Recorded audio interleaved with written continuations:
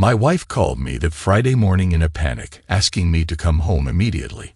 I left the family business, which my father had entrusted to me and my brother, because I felt something was wrong. Beth Tate, a stay-at-home mother who had never worked outside our marriage, only reached out to me at work for significant matters, so I knew this was serious. I was concerned that something might have happened to one of our teenage daughters at school, hoping it wasn't as grave as her call suggested. Both our daughters were very athletic, so I wondered if it could be a sports injury. My daughters were my life, both growing into beautiful young women, just like their mother. We ran the largest electrical company in the state. I handled commercial projects while my brother managed residential ones. Since taking over, we had more than tripled our volume each year for the past 6 years. My mother was immensely proud of us for continuing my father's legacy. Last year, our company achieved a milestone, making $5 million net for the first time in its over 50-year history. In the 9 years since our father's passing, we had built the business into a very successful enterprise, valued at around $20 million. As the oldest, John was made president by our mother, who retained 52% of the shares. My brother and I each held 24%, a setup to ensure our mother's financial security. After my father's death, my mother insisted I manage her personal investments. I shifted her portfolio from conservative to aggressive, yielding excellent results. When I arrived home, I was shocked to find movers packing up our belongings. Beth was standing by the road next to a 2020 model car I had purchased for her. She was leaving me for good, and her daughters had already been relocated without my knowledge or permission. She had kept them out of school to avoid them witnessing our breakup. It was clear she had orchestrated this to prevent any discussion with our daughters. "I'm sorry, James, but I've fallen out of love with you and am in love with someone else," she said, handing me the divorce papers. "You don't need to know who he is because it doesn't matter now. I've already filed for divorce." She wanted our last contact as a married couple to be brief. With that, she got into her car and drove away, marking the end of our 17-year marriage. Her departure was so abrupt that I didn't even have a chance to understand our daughter's feelings about the situation. I initially thought she might have met someone online, but the timing didn't fit with her being home and our daughter's awareness. As the movers took another piece of our daughter's furniture out of the house, I realized they must know where the furniture was going. I asked the driver, who kindly shared the delivery address with me. To my shock, the address was familiar. I tipped the driver generously and asked him to lock up after finishing. I drove back to our family business, making a stop to verify the address. What I discovered shattered my life. Not only had Beth left me, but she had done so for someone I knew well. Beth had been a constant presence in my life since her early teens, always tagging along with her brother and me. Wherever we went until her early teens, the three of us were inseparable. Her brother remained a good friend, but was now a dedicated Marine, applying the morals, principles, and standards he was raised with to his career. I was proud of him and had deep respect for his commitment. As we progressed through our teens, we developed different interests and grew apart due to the usual changes in life. With my father's business booming, much of my spare time was spent helping out. Sometimes I would be receiving stock for upcoming jobs. When I asked my father why he hadn't used his own name for the family business, he said, "Tate and Sons, or variations have been used too much and often don't last. I want this business to endure long after I'm gone." Parrish is your mother's maiden name and gives it a sense of continuity. My older brother John, who was 3 years older than me, would take me along when delivering supplies to job sites. Because of his age, he earned a wage, whereas I didn't. I used that time to learn as much as I could. After finishing the 10th grade, I joined an apprenticeship program to earn my electrical license and continued my education online, graduating from the 12th grade before completing my apprenticeship. I also started working towards a university degree in business management. The skills and knowledge I gained helped my father expand and grow his business. Meanwhile, John worked his way up the ladder, learning every aspect of the business through hands-on experience. He also picked up some less desirable habits along the way. What set us apart was that I began bidding for and winning small commercial contracts, often bringing projects in under budget. This approach, which my father and brother knew little about, significantly contributed to our growth. Our innovative methods earned us a reputation that far exceeded our expectations. My father used to say that I was the brains of the company and John was the brawn, and it took both of us to make the business successful. At 20 years old, living on my own, my brother called me one night, too drunk to drive home from a wild private party. He didn't want to risk getting caught by the police, so I went to rescue him. After helping him into the back seat of the car, I heard a voice behind me. "James, can I get a ride home with you? My date is passed out somewhere, and if I don't get home, my dad will be furious." Beth, at 17, had become a very beautiful young woman with mesmerizing blue eyes and an irresistible smile. She had an hourglass figure that attracted attention and long blonde hair. Her presence was captivating, and I was struck by her beauty. Knowing her parents were protective and would be upset if they knew where she was, I agreed to give her a ride home. Her father, clearly concerned about his daughter being out late, was waiting when we arrived. I stopped at the edge of the road to hide my brother, then helped Beth out and walked her to her front door. Her father was ready to reprimand me for bringing her home late, but was relieved to find it was me. "Damn it, Beth, you should have told me your date was James. I wouldn't have worried." A week later, Beth visited my father's shop after work, asking me to take her to her senior prom, which was still 2 months away. I agreed to think about it and offered to drive her home. That evening, I took her out for dinner after confirming with her parents that it was okay since it was a school night. It took her most of the night to convince me of her interest, and it was another 2 weeks before I started taking her seriously. On prom night, we agreed to become exclusive. That was how it all began, and now the end of our marriage had come. About 20 minutes later, I arrived at our head office. I walked to John Tate's office, feeling both angry and determined, only to find the door close. I asked his receptionist if my brother was in, and she said he was inside, speaking to someone on the phone, and wanted privacy. I asked Mary, the receptionist, to come with me into my brother's office. "I need you to be a witness to what I have to say," I told Mary. She could see the intensity in my expression, and nodded, understanding the gravity of the situation. Without warning, I kicked open the door to John's office, breaking it open.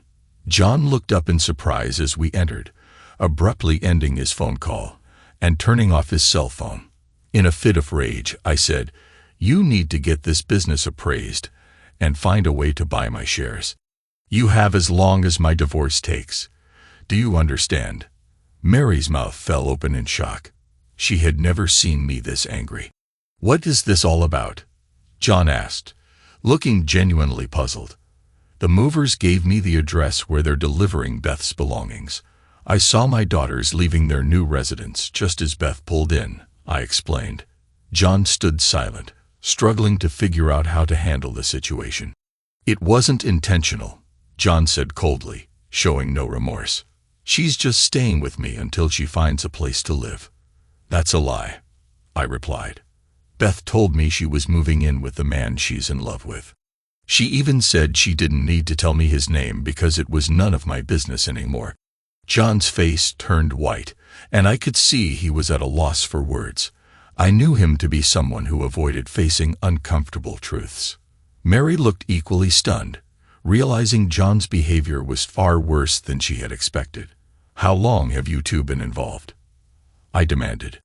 "On those afternoons when I covered for you. Was it so you could be with her? I'll probably need to get tested for STDs considering some of the people you've been with." John's face went pale, and he quietly said, "I don't think this is the right time or place for us to discuss this." "There's never a right time for something like this, John," I said firmly. "You should go to the bank and start discussing how to buy out my shares or put the business up for sale. We're done as business partners and as brothers. There's got to be another option." John protested. "We can't afford to lose you. We need to talk this through when you've calmed down." In my anger, I picked up the phone on John's desk and dialed our mother, putting it on speaker so everyone could hear. "Mom, I have some bad news," I said, my voice almost trembling with rage. "Today is my last day. I'm resigning from the family company effective immediately. I've told John he needs to find a way to buy out my shares as soon as possible." "What?" Mom replied, shocked. "You love that business. You're the rock that has made it what it is. What has happened to make you decide this? I think you should ask John when you find him. He might be at home because his secret lover is moving in today. I hear they're getting married as soon as her divorce is finalized. He's likely with her, showing his support," I said, beginning to calm down. "I suggest you drive over to his place and introduce yourself to the woman he's been bragging about. You'll be meeting her as her future mother-in-law." I hung up the phone. John's rage was palpable, but he couldn't speak. "Mary, could you follow me to my office and ensure I don't take anything that belongs to the company? I want to avoid any claims that I was fired for theft," I said. John was growing increasingly angry as I made my expectations clear to the staff. Before leaving his office, I said, "Should I walk out backwards so you won't have a chance to betray me again, John? With what you and Beth have done, it would have been easier if you had just shot me." We walked back to my office where my receptionist was working. I said, "Joe, could you please come in and witness what is about to happen? I think Mary will appreciate having a witness for this." "James, what's going on?" Joan asked. "I've resigned because John has taken my wife and children from me," I said. "I was served with divorce papers at home. The movers gave me the address where they were delivering Beth's belongings, and it turned out to be my brother's place." Both of our long-term executive assistants were in shock. They had been our steadfast support for years, and I valued them greatly. Mary said, "Let's list everything James takes, along with what keys he returns. We'll type it all up and make 5 copies. Joanne and I will each keep a copy for safekeeping, so if any documents disappear, we can verify what happened today." Their trust in the process showed me just how much they valued their roles. It made me wonder what other secrets my brother might be hiding. It took about an hour to get everything sorted. I called security to escort me out and verify what I was taking with me. I watched as both ladies placed the extra copies in their purses. My brother had left in a hurry without saying goodbye, likely trying to avoid the situation at his home. I later learned he arrived too late as everyone saw our top 2 executive assistants escorting me out with the security personnel. With tears in their eyes, I kissed both ladies on the cheek and thanked them for their years of support. I took a single box from the security officer's hand as I left. As soon as I was outside, everyone wanted to know what was happening. The ladies explained as best they could. After opening the trunk, I threw the box in and closed it. On my way through town, I stopped at a real estate office and listed the house. I gave the representative my wife's cell phone number and instructed her that I would leave it up to my soon-to-be ex to decide the listing price. When I got home, I found that besides the personal belongings, only the bedroom furniture of our daughters had been taken. I shut off my cell phone and read through the divorce papers. The grounds were emotional and mental cruelty, and she was asking for primary custody of our daughters, Beau and Bree, with supervised visitation for me once a month for 1 hour. Beth thought I was too strict because I didn't allow our daughters, aged 13 and 15, to date without chaperones. She felt I was outdated and that my views on morals and family were too restrictive. Beth believed that my approach to raising our daughters was stifling their personal development and mirrored the way her father had treated her. She was using our differing views on parenting as a reason for the divorce. I went to the liquor cabinet and poured myself a drink, flipping through channels but finding nothing suitable to distract me. It seemed I passed out from drinking, waking up with a hangover on the living room sofa still in my business suit. After undressing, showering, and shaving, I made breakfast and went outside to do my usual Saturday chores. Around 1 o'clock in the afternoon, I turned my cell phone back on and saw text messages from my mother, my brother, my wife, and my 2 daughters, all trying to reach me. I suspected that my daughters were in on the situation and had agreed to go with their mother. The only message I trusted was from my mother. Once I had settled down and thought things over, the real estate agent called me. "Mr. Tate, your wife finally showed up this morning. She was quite upset to find that you're letting everything in the house go." I showed her comparable properties in the area, and she agreed to add $20,000 to the asking price because of the value of the furniture. "Thank you for informing me," I said. "I'd like it sold as soon as possible because the house holds too many memories." "Just so you know," she broke down when she saw what was happening.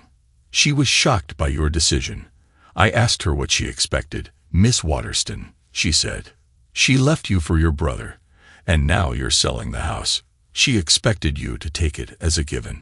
She even mentioned demanding to be bought out of the family company.' I responded, 'What choice did she leave me? Was I supposed to be content knowing that I'm just a victim of my brother's actions for the rest of my life?"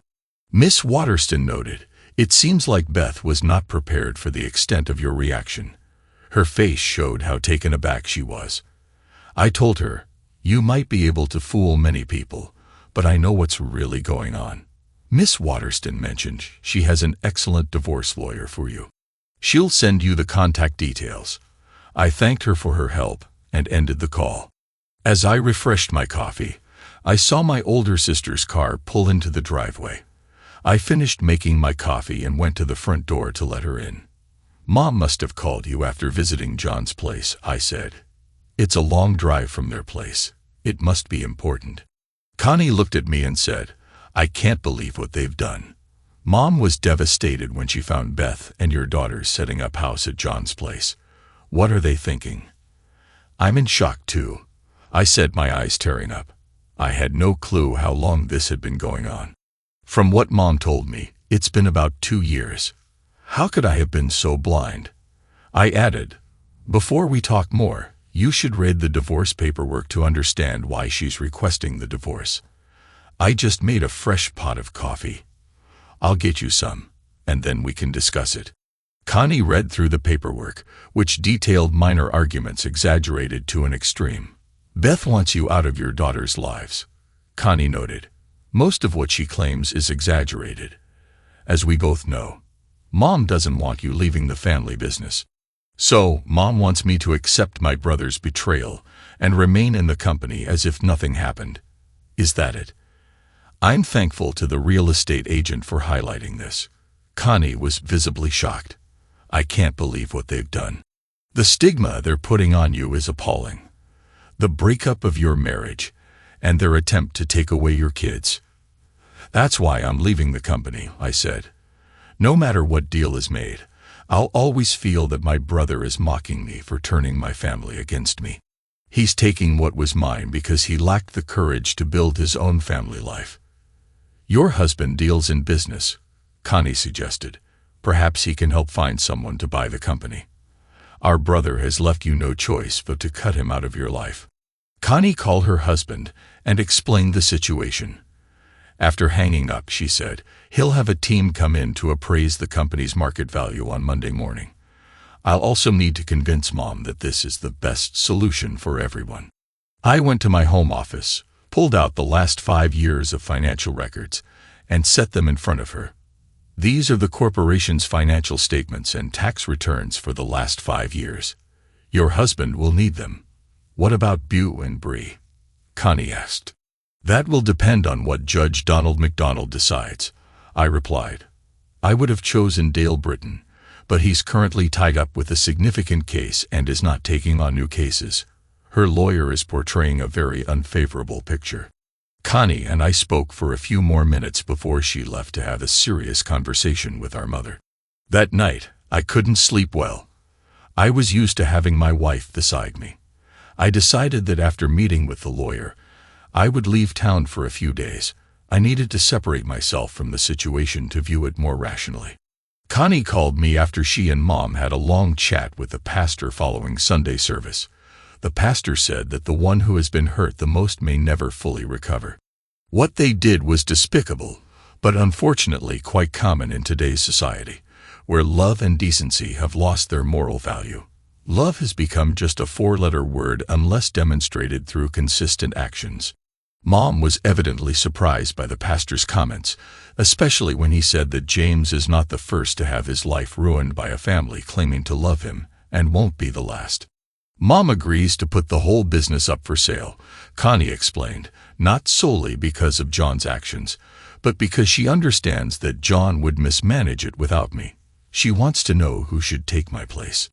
I asked Connie if Mom understands that I have no choice but to consider my brother as good as dead to me. Yes, and I had to explain to Mom what a cuck means in societal terms, and what that label implies. Connie said. Mom, who had always avoided strong language, expressed her anger by saying she would confront Beth if she ever saw her again. Tell Mom she needs to appoint Carl Robertson as president, I instructed. He was my second in command and knows everything I do. If she doesn't, John could override him, and he would. The commercial side is crucial for us to get the best price for the company. This must be done properly. Connie asked if we should inform John in advance. I said no. If Mom feels she can't handle it, she will need to appoint you as CEO for a 1-year term, or until the company is sold.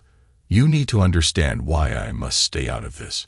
My involvement could be used against me in the divorce court. Connie agreed to check with her husband to confirm my reasoning. She also mentioned that she had faxed him all the corporate information. About 2 hours later, Connie texted me that she was the new CEO and would follow my suggestions the next morning. While having brunch, I prepared pan fries with eggs and bacon when Beth called. This time, I answered, "Can we talk?" Beth asked.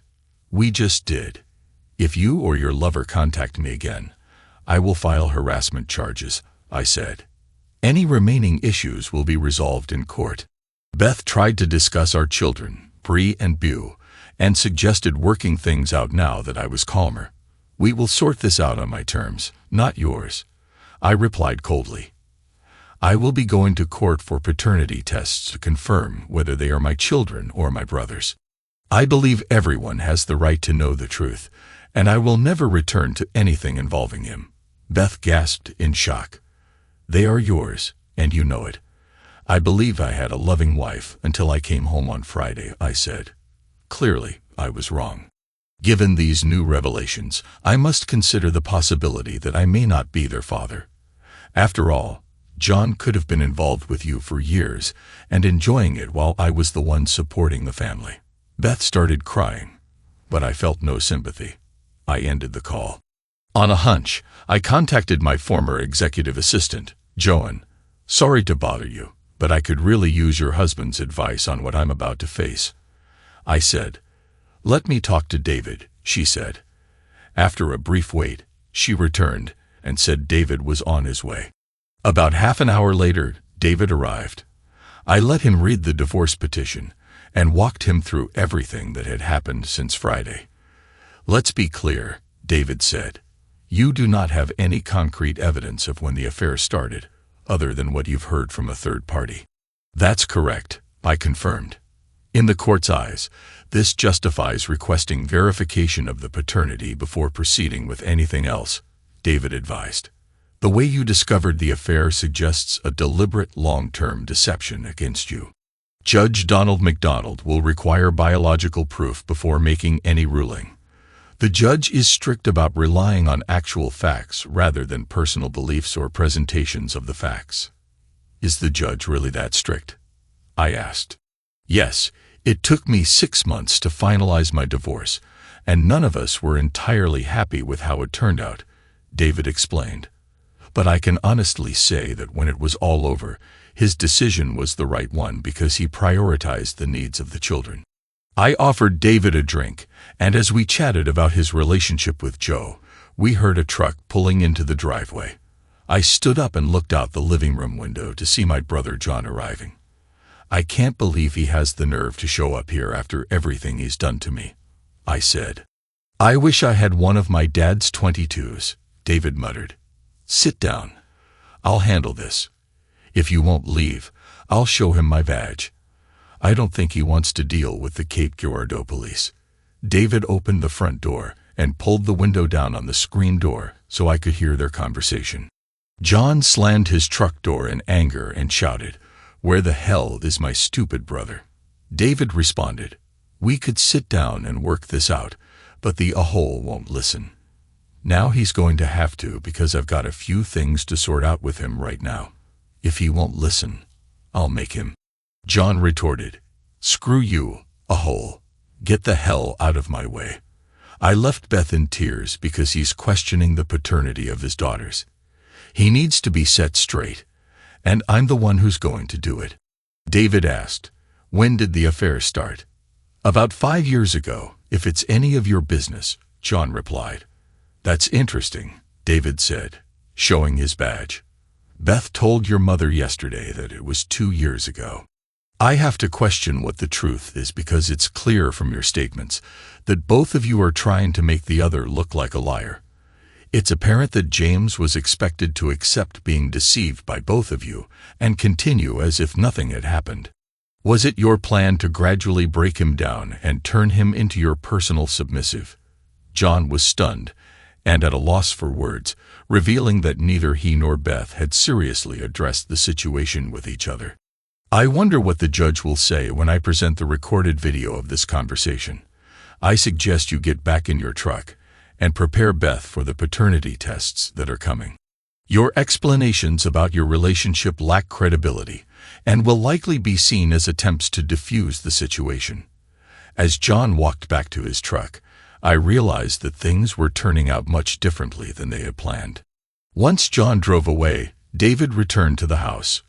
"What's your lawyer's name?" he asked. I provided him with her contact details, and he said he would reach out to her on Monday and send her a copy of the recording. "Why did you bring your police cam?" I asked. "It's standard practice in domestic situations," David explained. "When Joan told me you wanted to talk, I knew anything could happen, so I came prepared." I told David that I planned to leave town after seeing the lawyer. "I think it's best to stay out of the area for a while due to what's coming up. Is it anything the police might need to be called about?" David asked. "Our older sister has been appointed CEO of the family company this morning," I disclosed. "Tomorrow, she will appoint Carl Robertson as president. He was my second in command, and Joan, who has worked closely with him, will likely become his executive assistant. The current president, John, will be demoted to vice president. This is happening because our mother doesn't want John ruining what my father and I built before she finds a buyer." David agreed with my reasoning. "If I were you, I'd be packed and ready to leave right after the lawyer appointment. John will be furious when he sees it's all you're doing. From what I know about your brother, he's hot-headed and reacts without thinking. People like that are capable of anything." After David left, I cleaned up the kitchen, then went to Ace Hardware and bought a new lock set for all the doors. It took about 2 hours to get that done. I was about to start changing the code on the house security system when my cell phone rang. I looked at the caller's information and prepared myself. It was Beth's father. "What's going on, James?" he asked. "My granddaughters have been calling me from a number I don't recognize because Beth has confiscated their cell phones and your phone is never on." "Did you ask Beth why?" "I've tried, but all she says is it's a personal matter and that she'll explain everything later," he said. "Katie and I have had enough. We want some answers now." "Beth moved out on Friday," I explained. "She called me home from work just as the movers were finishing and served me divorce papers. She said she had fallen in love with another man and his name didn't matter." "Are you serious, James?"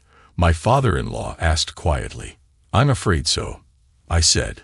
"The movers gave me her new address because your daughter couldn't be honest with me. The man she moved in with is my older brother. From what the family has been told, their relationship has been going on from 2 to 5 years, depending on who you ask. My gut tells me it's been going on much longer. Beth doesn't want me to have any contact with Beau and Bree. In her divorce petition, she's requesting that I only be allowed 1 hour a month of supervised visits with them." "Why would she want that?" he asked. "You've been one of the best fathers I've ever seen. I think she doesn't believe I'm the biological father of her children. I said, so my lawyer will be asking for DNA tests to confirm the truth. Just so you know, I am no longer associated with the family business. It sounds like she already has an idea who their real father might be.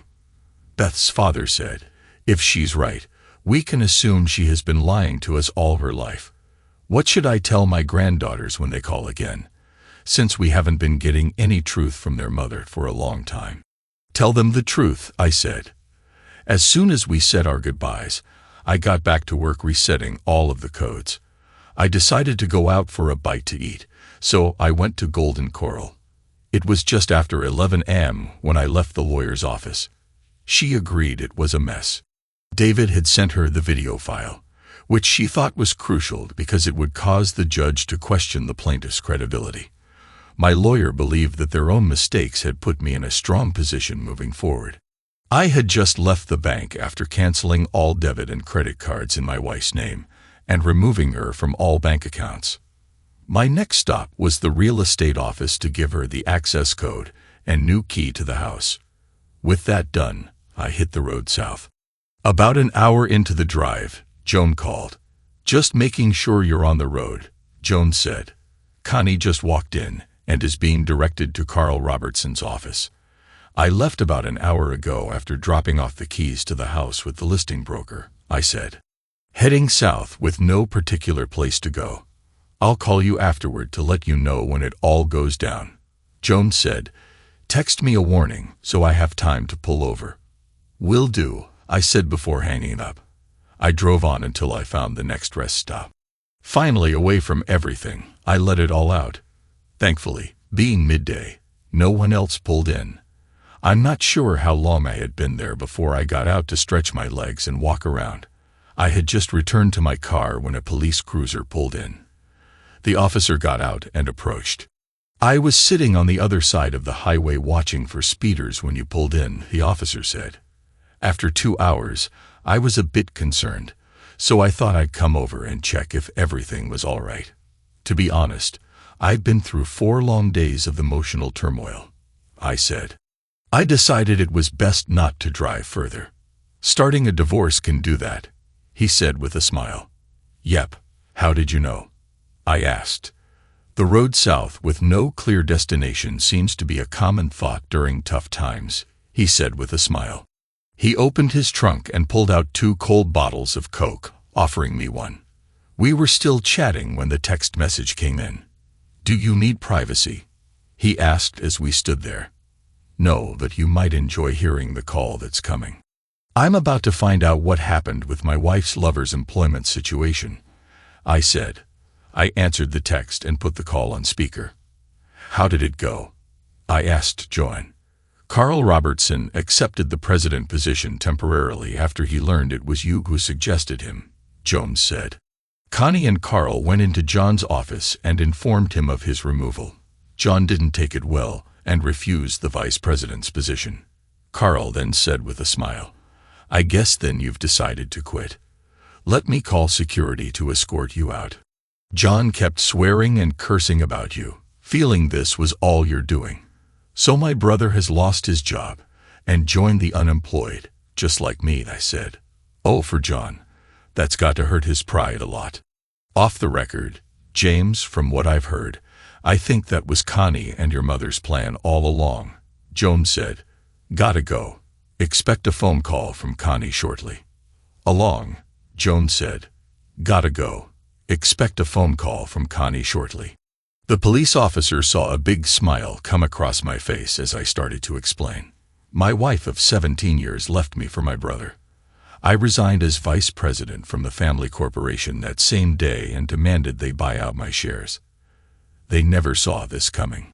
I had just finished explaining the whole mess when Connie called, so I put the call on speaker. Hey, when can you get back here? Connie asked. Why? From what I've heard, you've got everything under control, I said. You don't need me. Carl is the right man for the job, Connie said. Smart as he is, you know nothing, she said. My husband spent the whole weekend lining up financing so you could buy your brother's shares. Our mother wants him out, and he'll be using a third-party business loan to achieve it.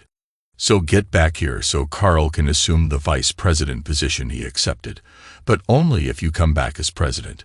All right, sis, I'll meet you all at Mom's place around 6 tonight. I said, is that soon enough? Tell Joanne to order new office furniture for my new office, and for the office that goes with the new position she'll hold as my executive assistant. Have the rooms cleaned out and freshly painted. Let her decide the colors, as she knows me well. I'll give her a 10% raise when I see her in the morning. With that said, we said our goodbyes. I had a big smile on my face. What's the name of your company? The officer asked. Parish Electrical, I said. We're in about a third of the state, and always expanding. Your motto is no job is too big or too small, he said. That was your dad's favorite saying, so we adopted it years ago, I said, and I personally still feel that way. We talked for a few more minutes, and he handed me his business card. Before we parted, he told me where the next turnoff was so I could reverse my direction. He followed me out.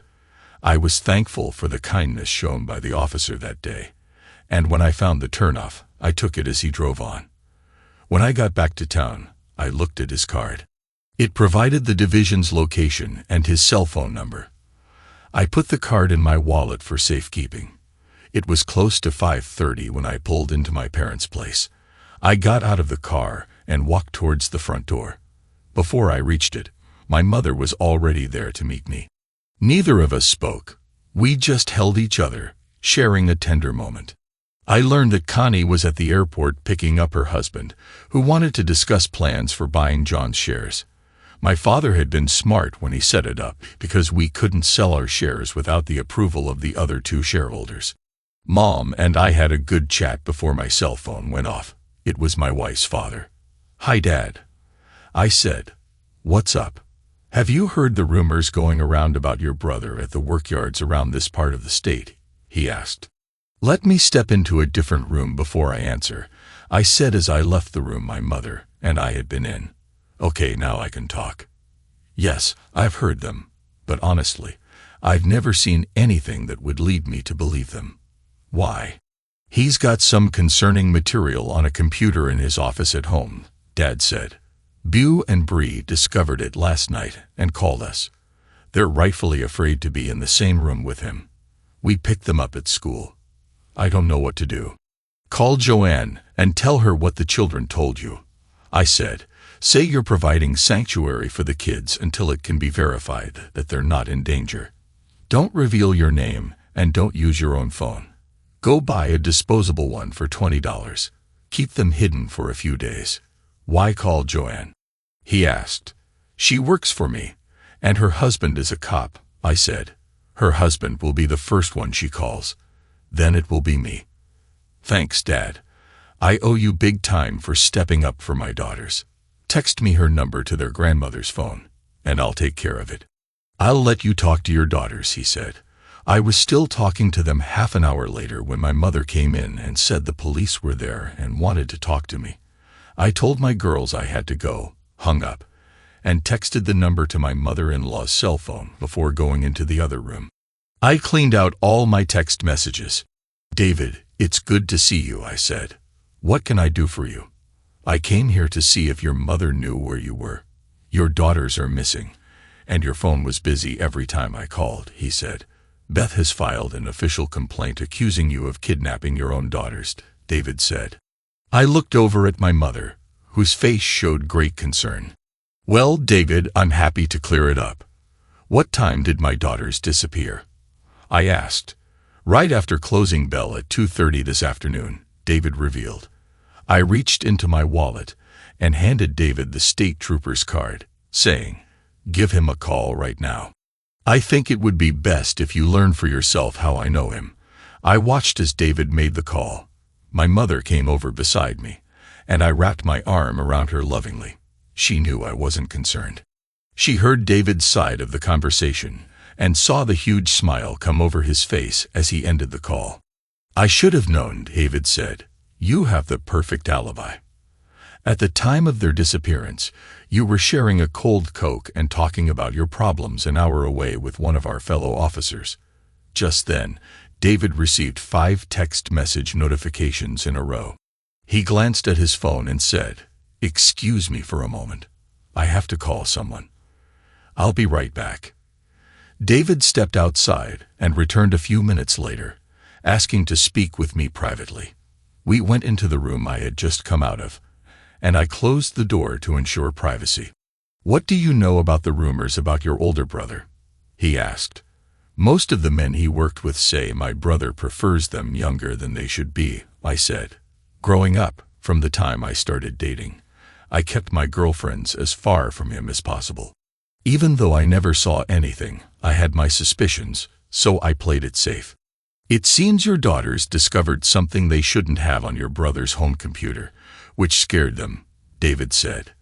"They told someone at school, and they've been granted sanctuary until we can investigate it fully." I sat down and placed my head in my hands. When I first reconnected with Beth when she was 17, she was running with a wild crowd. I had gone to pick up my brother that night because he was drunk. She asked me for a ride home. I wonder now if John had been her date that night. That would explain a lot of things, wouldn't it? David said. I wish there was some way to prove it. David walked over to where I sat and whispered, "Tell whoever is protecting your daughters that we won't be charging them. But I will need a few days to resolve this. Your mistake was giving them my wife's number. My wife learned they had called you an hour ago and asked you what to do. It's Beth's parents. I had no clue. I did tell them to buy a disposable phone to call your wife," I said. David laughed and said, "Be thankful for having in-laws that care so much. I'll be seeing a judge in the morning for a search warrant on your brother's computer. Let him know I might need your daughters to tell the judge what they saw." We walked back into the living room, and I escorted the 2 officers to the front door. Just as I opened the door, Beth stepped in. "Are you arresting James for kidnapping?" she asked. "Not at this time," David said. "Your soon-to-be ex has an unbreakable alibi. He was with a police officer talking about you when your kids disappeared." Beth's face went white. She had been so sure the kids would be with me. "I guess maybe the girls have run away because they don't want to live with you," I said. "David, do you think I should go home in case they show up?" Beth asked. "I think that's the smartest idea I've heard all day," David said with a big grin. "After all, they're old enough to decide with whom they want to live. The only thing keeping you away from your children is their mother. Just give me a call if they show up." I watched the police officers drive away before turning to Beth. "The night I gave you a ride home, when I was picking up my brother because he was drunk, was he your date?" The look on Beth's face revealed it all. "I guess I now know how long you've been seeing him behind my back, don't I?" My mother, in rage, yelled, "James, throw her out of my house right now, and let her know that if I ever see her again, I will use one of my dead husband's rifles and put a bullet between her eyes myself." I looked at Beth and said, "I'd run if I were you. She might change her mind and come after you right now." I'd never seen Beth so scared. It took her about 10 seconds to reach her car. I couldn't help but break out in laughter as she drove off in a hurry. "Well played, Mom," I said. "She actually believes it." "She better, because I meant it," my mother replied. I opened my cell phone and called Beth's father. "Dad, can you bring Mom and the kids to my mother's for supper?" "Are you serious?" he asked. "We're going to celebrate the return of my daughters to the family," I said. "There will be no future problems with Beth or the police." "We're on our way," he said. "Mom, the girls will need to stay here until I can purchase furniture. Is that okay? Why don't you all move here until at least the divorce is done?" Mom said, "That way, you can be free of the reminders of the damage Beth has done to you. I can drop them off and pick them up from school, but tomorrow I'm taking them shopping for new clothes." "Sounds like a deal to me," I said as I leaned in and gave her a hug. "Make sure you get them new cell phones." Beth took theirs away when she moved them into John's place, so they couldn't contact me. Mom went into the kitchen to inform the cooking staff that there would be 4 more joining us for dinner at 8. I went outside to retrieve my suitcases from the car and brought in the suits I had hanging. Mom directed me to the bedroom that would be mine, so I took my belongings up to that room. Beth was deeply troubled, worried sick about her daughters, and convinced that James was responsible for their disappearance. Her true relationship with John had now come to light. John had been her first partner before James, and they had reconnected. John had respected their space after their initial reunion, but it wasn't until after the birth of her second daughter that he decided he needed to address what he had always considered to be his. Does this work for your narrative? She had resisted his attempts for a relationship for a long time. On a Wednesday afternoon, while the girls were at school, he showed up at their house just after lunch. With James out of town on a business trip, she let him in. He took her in his arms and kissed her. Soon, she found herself caught up in the moment. It was a powerful experience for her. He turned her around, and their connection deepened. This afternoon reinforced the idea that once you've experienced something profound, it can be hard to find true happiness until you've found it again. John said loudly to the empty wall, "Let it be known that I am claiming this goddess as my woman, my wife." His response showed her willing agreement. She had allowed him to express his feelings for her that afternoon. The connection between them was intense and profound. Each moment was a powerful reaffirmation of their bond. After she had gotten her daughters in bed and made sure they were asleep, she walked into the master bedroom to find John waiting. They spent the night together, their connection deepening as they rested in each other's embrace. The next day, after seeing the girls off to school, they continued to explore their relationship with renewed energy. John had come back and spent time with her, reinforcing their bond. By the end of that week, they had made a commitment to each other and decided to publicly acknowledge their relationship by moving in together. They had hoped James would eventually accept their relationship, but he reacted very differently, causing significant upheaval. John had come home to inform her that he had been pushed out of his company by the new CEO, his own sister. He was planning to consult a lawyer about his options.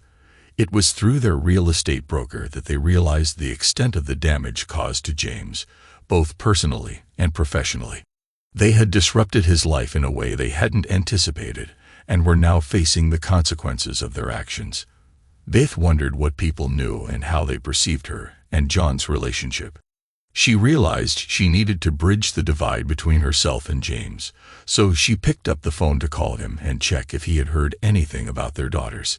When James answered, she asked, "James, have you heard anything about the kids?" He replied, "No, I haven't, but I don't think you need to worry." "Why do you feel that way?" she asked. "Because if they're as lucky as you were, they'll be taken care of by someone who will guide them well," he said. His words highlighted his concerns about the influence John might have had on her. Beth ended the call and sat in her car, overwhelmed with emotion. James had pointed out a painful truth about how their relationship might be viewed by others. James had always feared that his daughters would be negatively affected by John's influence.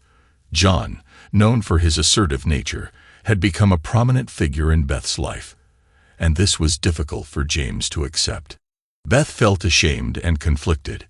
She realized that the two men she had loved represented very different ideals. One wanted her to grow into a better person, while the other, although superficially similar, had different expectations for their relationship. She felt she had compromised her values and principles for what she now saw as a superficial ideal. At a family celebration, Beth's parents and I had a heartfelt reunion after a challenging few days. We kept our focus on supporting each other, with the girls excited to see their relatives. During the meal, we discussed our temporary plans until the divorce was finalized. Beth's father and I took a walk to talk privately. He asked, "How long has Beth and John's relationship been going on?" I replied, "From what I've learned, it's been on and off since the first time I brought her home from a wild party. John had been her date that night." Beth's father's eyes welled up as he asked, "Then why did Beth start pursuing you?" I explained, "I think John began to desire what I had and started pursuing Beth." He has always been more aggressive. My father-in-law told me John felt he had to live up to my standards, and that frustration drove him. Beth's dad remarked, "It's a shame John had to pull Beth into his troubles. The police will be seizing his computer this week. If it is what we suspect, Beth might end up with supervised visitation of her daughters. It seems she'll face the consequences of her actions," Beth's dad said, reflecting on the situation. I was late to the office on Tuesday morning because I was enjoying time with my daughters and my mother, who was thrilled with the chance to spend time with her granddaughters. When I arrived at the office, employees were lined up to congratulate me. Carl Robertson, along with Mary and Joanne, shook my hand. I assured Carl that once the president's office renovations were complete, we'd address his requests for the vice president's office. The daily newspaper announced my appointment as president and Carl's promotion to vice president following John Tate's departure from the company. As a result, both Carl and I were inundated with new business opportunities. It appeared that John's departure had a positive impact on the firm's reputation. Later, I went to pick up the rest of my clothes from my former home. I had called my mom and knew they were still out shopping. As I was loading the trunk, my brother unexpectedly attacked me from behind. During our previous fight, he had beaten me badly. I grabbed a tire iron and swung it defensively toward his leg, causing him to release me. A neighbor must have seen the commotion and called the police, who arrived to separate us. By then, neither of us was in great shape, but at least I was still standing. The officers noted John's inebriation and aggression and arrested him. I collapsed and later woke up in the hospital where I learned I had cracked ribs and severe bruising. The doctors thought that with some rest, my ribs would realign on their own. I had a lot of internal bleeding and my body was covered in bruises, as was my face. My mother said I looked like a character from a movie. John was going to be charged with aggravated assault. My daughters were upset by both my appearance and the incident. I explained to them that their mother and uncle had been acting out of uncontrolled emotions, which clouded their judgment and worsened the situation. I reassured them that while I would recover, the long-term damage to their mother and uncle was a concern. The girls and my mother stayed with me until I fell asleep. The next morning, Connie, Mom, and Tom visited me in the hospital room. To secure the loan Tom needed, we had to agree to expand into the northern part of the state. A competitor in that region had gone bankrupt, and Tom suggested we take over their contracts and make a low offer on their equipment and buildings. I proposed buying controlling interests in their shares, but Tom explained that their debt was too high, and their union contracts had costly pensions and medical commitments. Mom surprised us all by revealing that James had been the de facto president of the company for years. Even though James kept Jacob informed and sought his approval, it was James who had been running things. Mom proposed giving James the 27% of the shares needed for him to have full control, as we couldn't be sure John would sell the rest. She also intended to give the remaining shares to Connie, stating that she had enough from James' wise investments to live comfortably. I added that I would only agree to this if Tom agreed to become our chief financial officer. I acknowledged it might affect his pay, but stressed it was a necessary sacrifice. Connie was moved by this gesture as our father had never fully accepted Tom. I offered to cover Tom's moving expenses and the cost of a new house, which surprised Tom. He was flabbergasted but eventually agreed, saying he'd be honored to join us. Mom was thrilled that Connie's husband would be coming aboard. After their departure, I called Carl to inform him of our plans. Carl believed that the company assets and contracts we were pursuing had political connections, and that there might be under-the-table dealings involved. I insisted that if the court approved our offer, all name changes and related matters needed to be handled promptly. I was released on Friday, with my mother picking me up to take me home so I could finish packing. Connie was flying in the next morning to look for a house. My body was starting to heal, and my divorce lawyer had obtained a restraining order against Beth and John. The in-laws had visited 3 times, and it had been a quiet 3 days. Mom noted that this quiet period gave the girls time to adjust. I asked how they were handling it, and Mom said they were managing better than expected but would need some private time with me. They shall have the whole weekend with me if that's what it takes, I said. Before I come back to the house, I'm going to stop by the motor vehicle office to pick up the materials for Bree to start studying for her learner's permit. Tom had given his notice and completed the company valuation, Mom said. Connie would be bringing the report and his firm's bill. They offered him a huge raise to stay, but he turned it down, saying his sign-on bonus was a new house. Tom has the expertise we need to manage this growth smoothly, I said. Besides, bringing him into the family business was long overdue. If you felt that way, why wasn't it done earlier? Mom asked. I couldn't do it before. The president wouldn't approve it, I replied. We arrived at my house, and I thanked Mom before heading inside. After opening the front door, I grabbed the mail. Amidst the mostly junk mail, there was a letter from Beth. After reading it, I tossed it into the trash. It was too little, too late, and I couldn't believe any of it. How could anyone truly apologize for something they had done deliberately? I called a cleaning service to remove all the food, clean the place, and shut off the water and equipment. I gave them the access code to disable the alarm, and said I'd drop off a key in about 2 hours. I spent an hour packing my clothes and personal items. I decided to shave parts of my face, leaving a new mustache and goatee. David called to inform me that they had raided John's place and seized his computer. John's lawyer was negotiating to reduce the charges in exchange for a guilty plea. When I got to Mom's, the girls had already returned from school and helped me move the rest of my belongings and put them away. Afterwards, the three of us lay on the bed and had a long chat. One topic that came up was the difference between physical desire and emotional connection.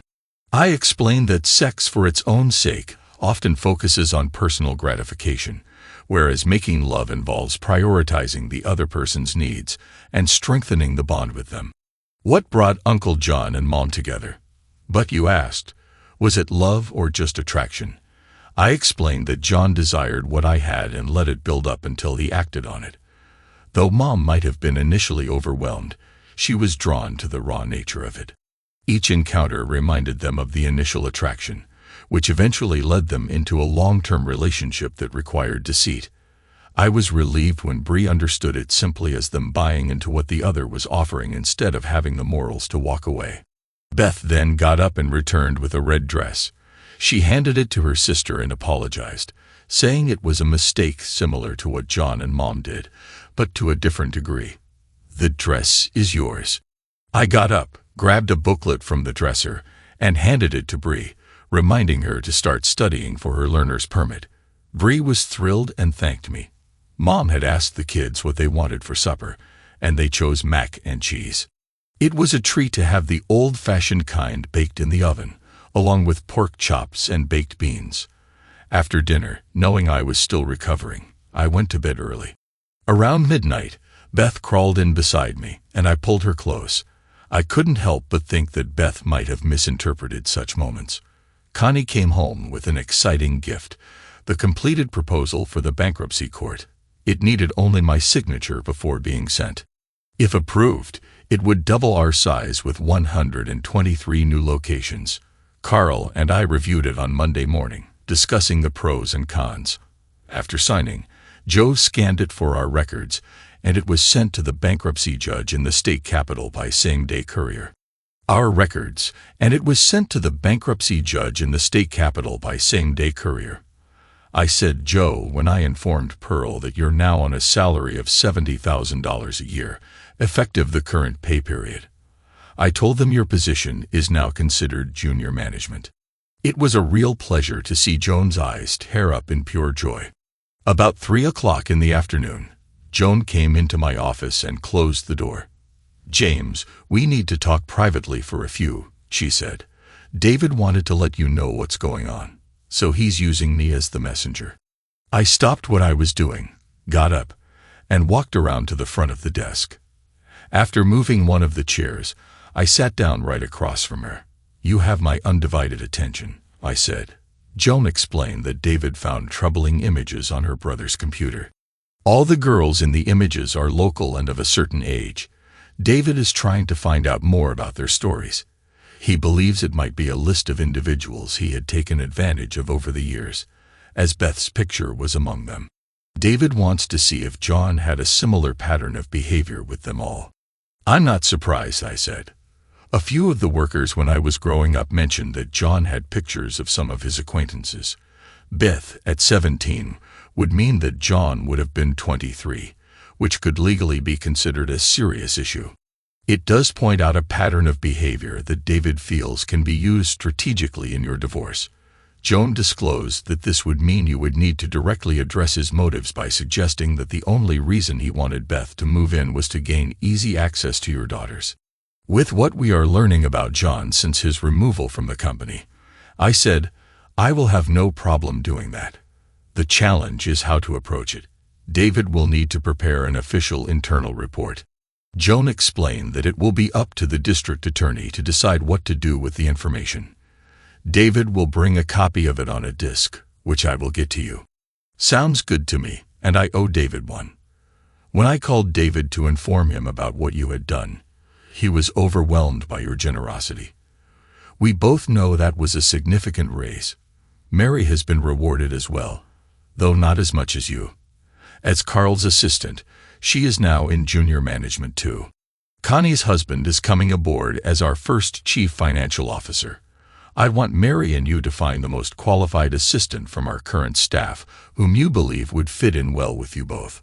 Once you have selected her, the three of us will meet with her to explain her new responsibilities.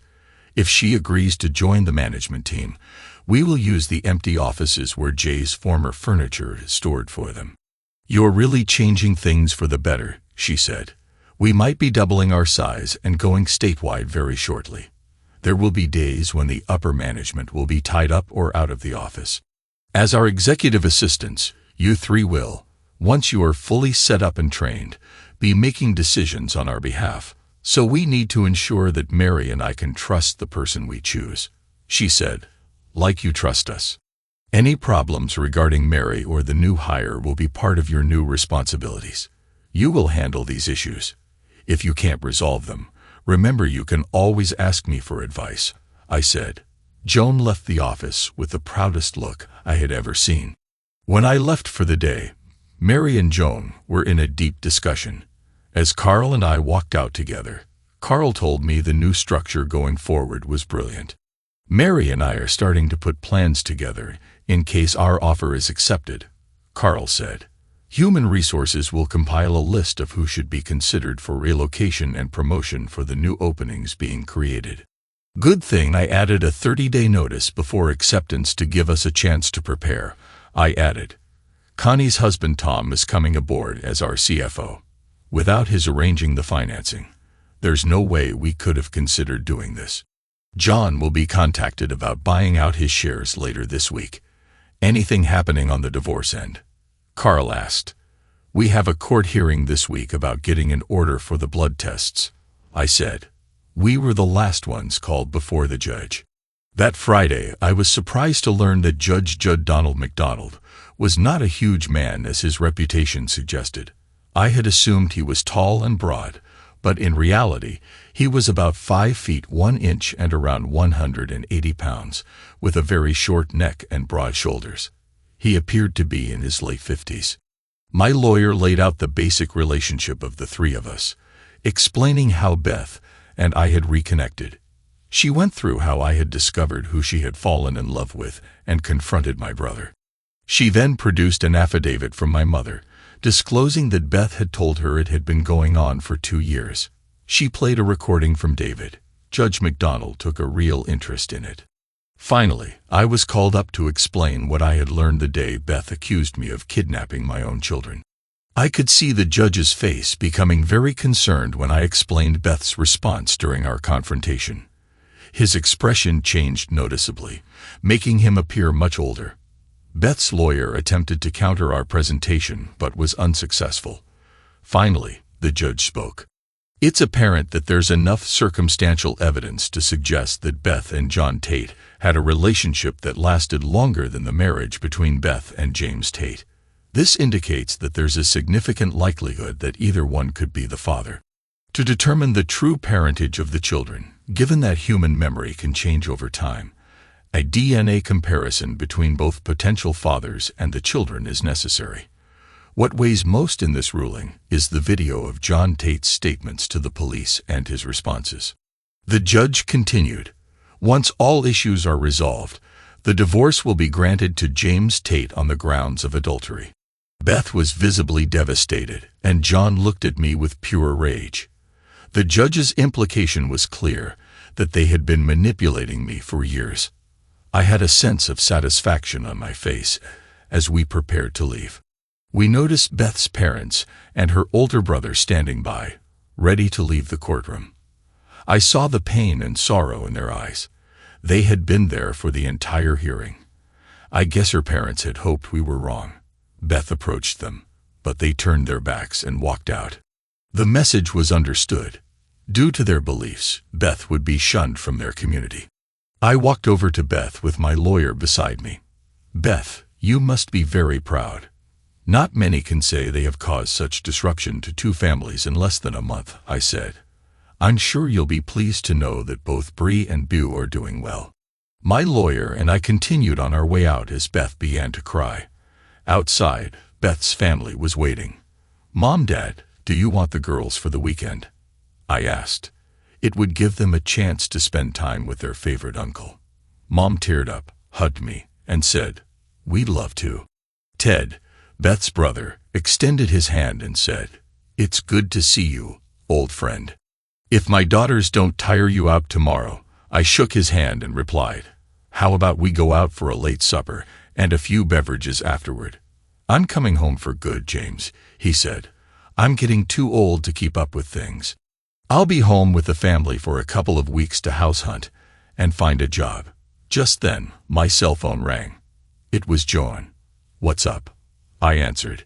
"We just got word that the 30-day countdown is on," Joan said with excitement. "Thanks, and let Carl know I found the head for our resource department," I said, "if I can convince him to come with us." "How did it go in divorce court?"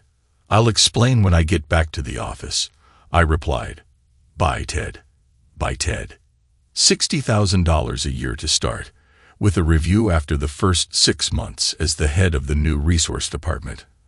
I said, "Do you want it?" Ted asked, "What does it entail?"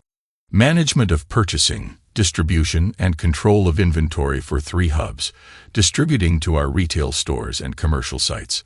Most residential jobs are handled through our retail outlets and contracted bids. Supplies will be delivered on site from one of the hubs," I explained. "Dan, you're serious," he said. "Of course, I'll take it."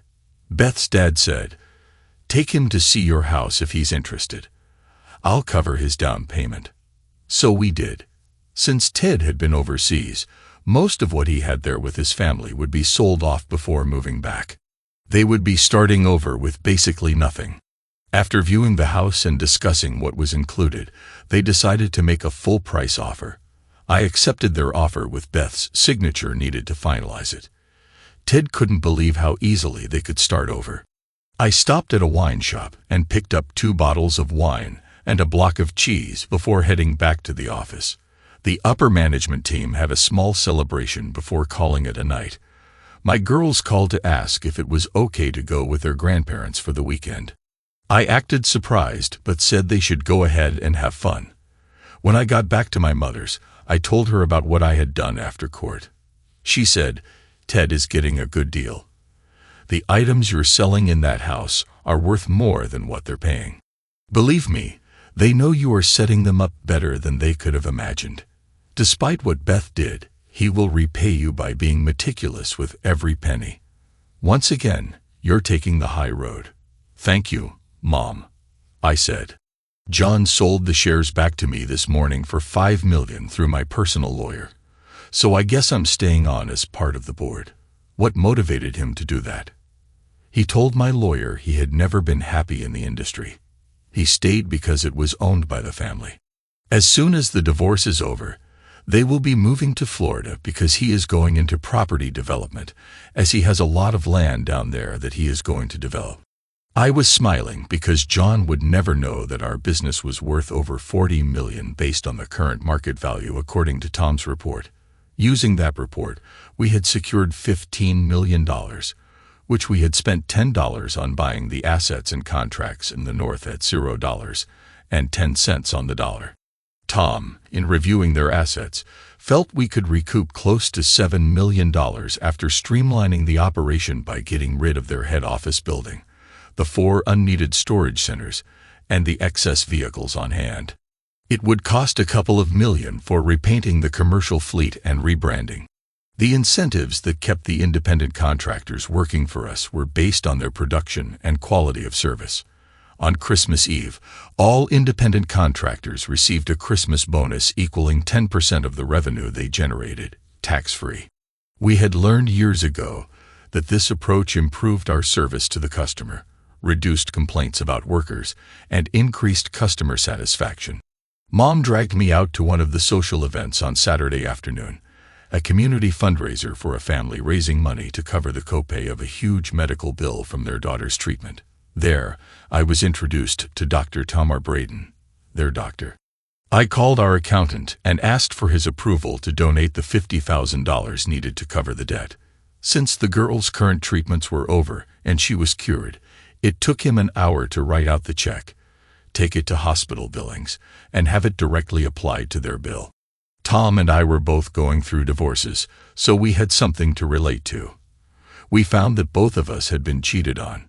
She had not had any children yet, but didn't seem surprised when I mentioned mine were teenagers. I figured she was around 32. When he brought me the receipt showing the bill paid in full, I took it and went to the center of the room. After getting everyone's attention, I said to the Johnston family that I would like to present them with this receipt that shows their bill is paid in full. Parish Electrical heard of their plight and has covered it on their behalf.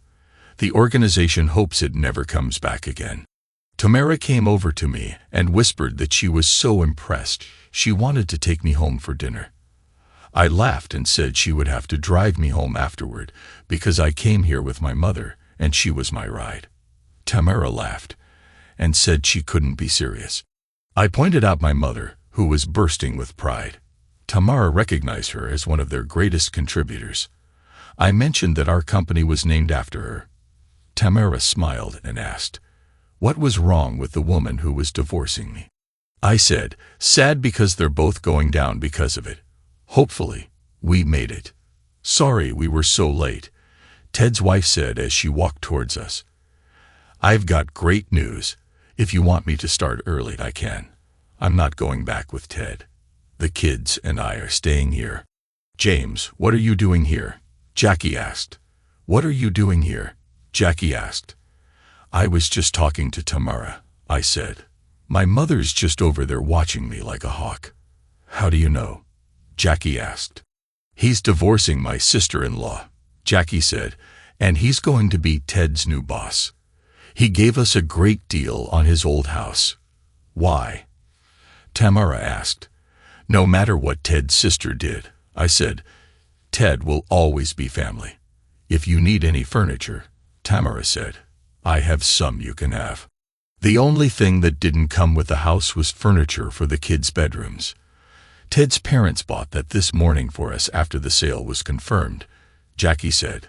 When Beth signed the agreement, Ted and I let the ladies talk and walked off. Beth and I talked for a few, he said. She's hurting big time. She's suffering from depression.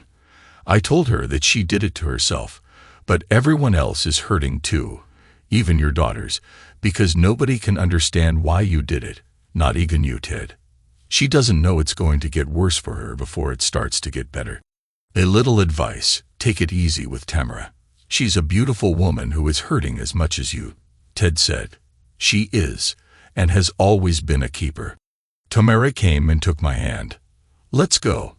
I promised you dinner, and we're going to have to go shopping to pick up a few things. Mom watched us head out. Tamara handed me the keys and asked me to drive her over to Food City, a small independent grocery store known for having the best selection of meat in the area. She offered to let me wait, but I said no, so we went in together. What's on the menu? I asked. Steak cooked on a grill, a tossed salad, and if you have room, dessert, Tamara said. If that's okay, I replied. Sounds good. We'd best pick up a couple of bottles of red wine to go with it. It was after midnight before I got back home. Tamara and I had a wonderful evening together. We agreed to get together the following Saturday. For some reason, I had the best night's sleep since Beth walked out of our marriage. Mom dragged me to church on Sunday. Connie had finally found and put in an offer on the house she wanted. I told her to submit a copy of the purchase agreement to accounting if it was agreed to so they could issue the check. The girls met their mother at the mall for lunch. They told me afterward that it did not go well. First, they had revealed that I had met someone and hoped the lady would help me start healing. My mother had called them and informed them about my first aid. They then told her what they had found on John's computer. It was the first time Beth had heard about it. Beth was devastated because she knew she had lost the chance for sole custody of our daughters. The girls believed their mother was going through depression. Meanwhile, the district attorney had just finished laying multiple charges of statutory assault against my brother. He apparently told the parents of John's previous victims that John had just moved a woman into his house who had 2 minor daughters that suited his taste. Most of them agreed to lay charges to protect those innocent girls. They arrested him the next day at his home in front of Beth. The moment they took him into custody, Beth realized that she would never be allowed custody of her children. What her divorce lawyer had written up in the original divorce petition was coming true, not for James, but for her, because she had allowed herself to be taken down by someone who was the complete opposite of James. It had been just over 2 months since Tamara and I had met. John was out on bail. Beth and my divorce lawyers had worked out all monetary details. She would get $4 million, and that was it. She would not get any of my shares. The DNA test had confirmed that Beau and Bree were my biological daughters, and even Beth seemed relieved. We had agreed that I would get sole custody, but Beth would be allowed liberal visitation and access as long as it was not in John's presence. Beth had fought us on it during mediation, but I pointed out that the only reason John wanted her to move in was so that he could have liberal access to my daughters. Hearing that broke Beth because she had to face the fact that what I threatened to claim might be true. The amount of money I was giving her, if invested properly, would allow Beth some quality of life if John did indeed have to do time.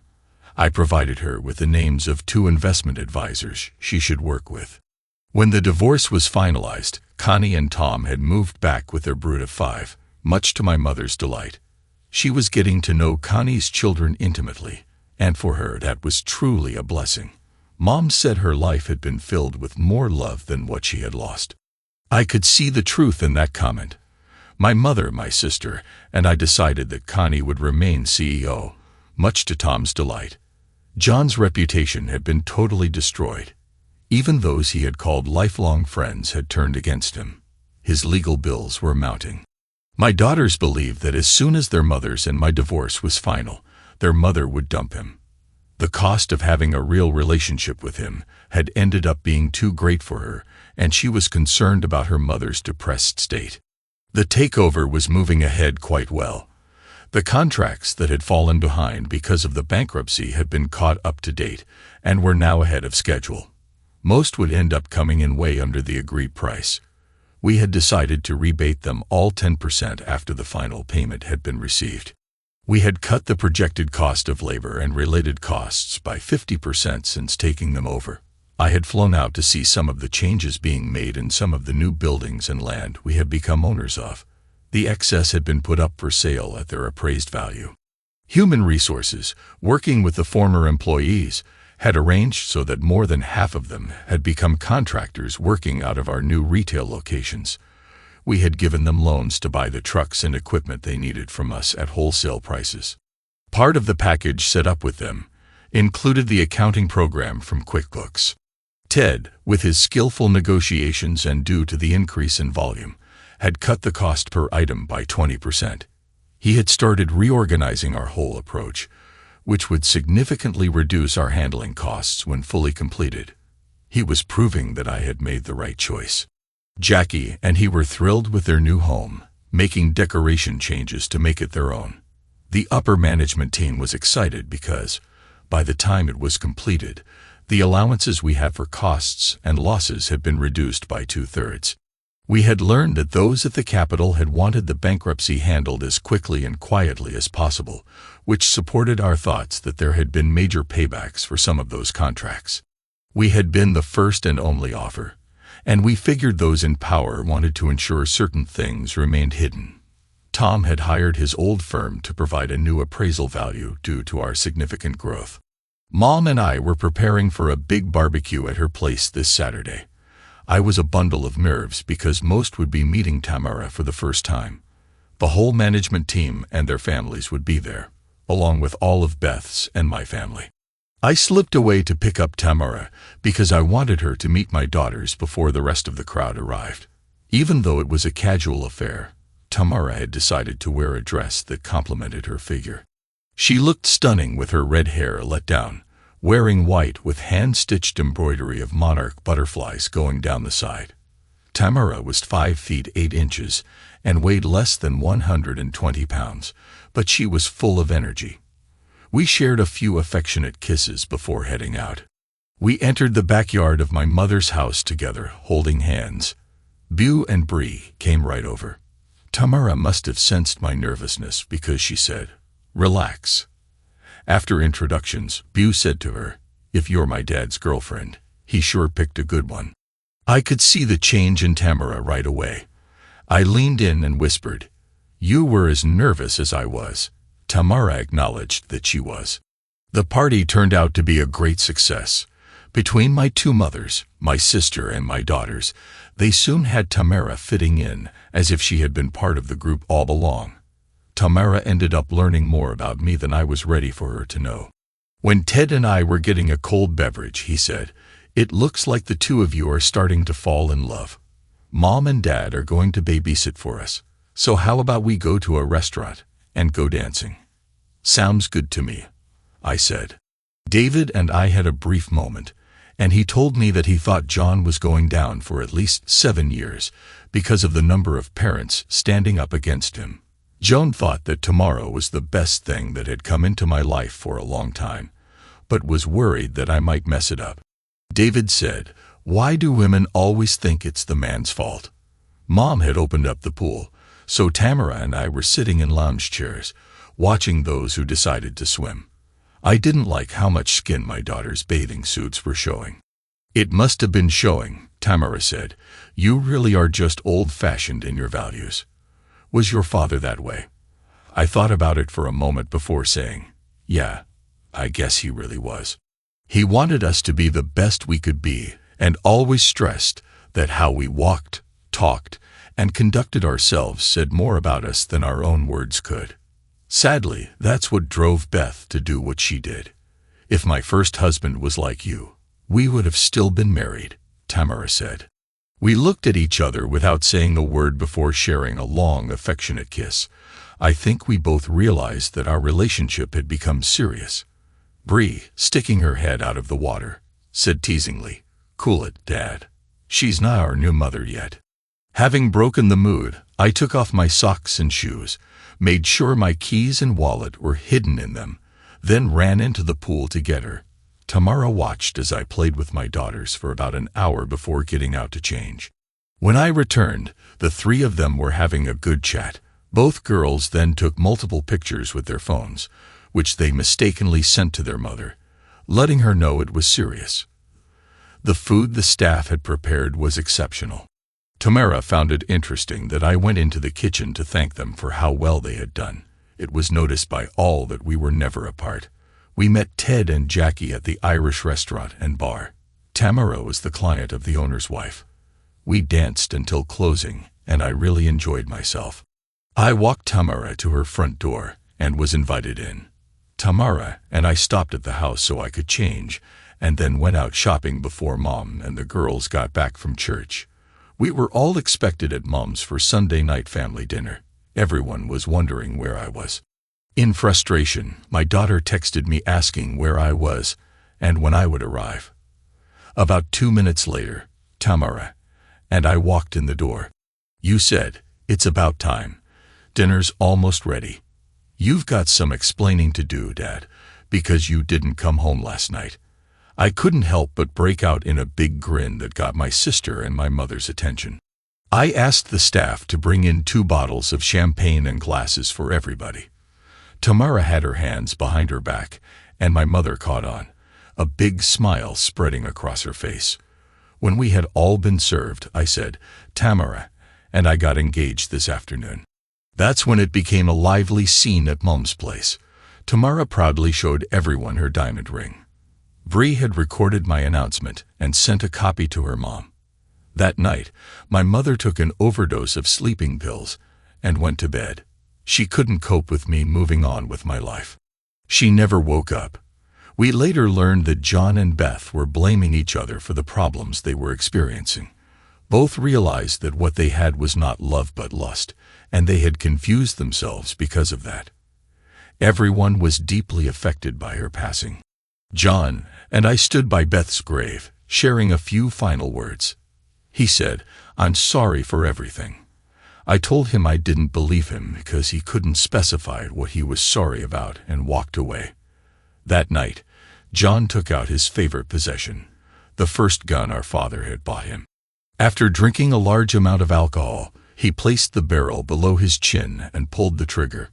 On the table beside him, he had written 2 words, "I'm sorry." It was a week before the Labor Day weekend when I was sitting in my office reviewing a few things. Carl, Tom, Mary, Joanne, and Lucy came in carrying a huge cake, glasses, and champagne. I looked up and asked, "What's the celebration for?" "We paid off the loan in full," Tom said. "For the huge expansion, we are again debt-free." "Thank God," I said. "I never want another 6 months like the last 6 ever again." "It wasn't all bad," Tom said. "I'm looking forward to becoming your best man in 8 days. Everybody laughed because they all knew that tomorrow was 2 months along. Thanks to everyone who took the time to listen to today's stories. If you enjoyed it, please consider liking and subscribing if you haven't already. Feel free to share your thoughts on the events in the comments below. Take care.